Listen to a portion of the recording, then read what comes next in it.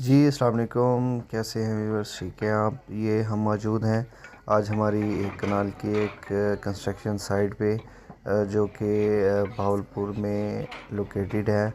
तो हम आपको दिखा रहे हैं, यहाँ पे हमने ब्रिक वर्क स्टार्ट किया है। तो ये आज फर्स्ट डे है हमारा ब्रिक वर्क स्टार्ट करने का।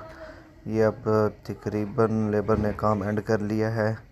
आप ये देखें कि हमारे आज की प्रोग्रेस बेहतरीन प्रोग्रेस है। हमारे यहाँ पे मैसन वगैरह लगे हुए हैं, हमने इसे जल्द अज जल्द कंप्लीट करवाना है।